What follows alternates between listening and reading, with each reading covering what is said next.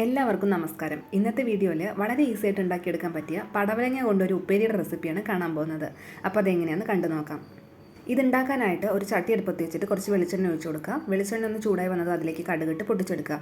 അതിനുശേഷം ഉഴുന്നുപരിപ്പ്, വറ്റൽമുളക്, കറിവേപ്പില, സവാള എല്ലാം ചേർത്തിട്ട് നന്നായിട്ടൊന്ന് വഴറ്റിയെടുക്കുക. സവാള നന്നായി വഴണ്ടി വന്നതും അതിലേക്ക് ചെറുതായിട്ട് അരിഞ്ഞു വെച്ചിരിക്കുന്ന പടവലങ്ങ, മഞ്ഞൾപ്പൊടി, ഉപ്പേരിയിലേക്ക് ആവശ്യത്തിനുള്ള ഉപ്പ് എല്ലാം ചേർത്തിട്ട് നന്നായിട്ടൊന്ന് ഇളക്കി യോജിപ്പിക്കുക. പടവലങ്ങ വേവും തോറും അതൊന്ന് നന്നായിട്ട് വെള്ളം ഇറങ്ങും. അപ്പോൾ അതുകൊണ്ട് ഇത് വേവാനായിട്ട് ഞാൻ തനിയെ വെള്ളമൊന്നും ഒഴിച്ചു കൊടുക്കുന്നില്ല. ഇപ്പോൾ ഇതെല്ലാം ചട്ടിയുടെ നടുവിലേക്ക് കുമിച്ച് വെച്ചിട്ട് 5 മിനിറ്റ് ലോ ടു മീഡിയം ഫ്ലെയിമിൽ വെച്ചിട്ട് കുക്ക് ചെയ്യാണ്. ഇടയ്ക്കൊന്ന് അടപ്പ് തുറന്ന് ഇളക്കി കൊടുക്കണേ. അതിനുശേഷം വീണ്ടും കുമിച്ച് വെച്ചിട്ട് 5 മിനിറ്റ് ലോ ടു മീഡിയം ഫ്ലെയിമിൽ വീണ്ടും കുക്ക് ചെയ്തെടുക്കുക.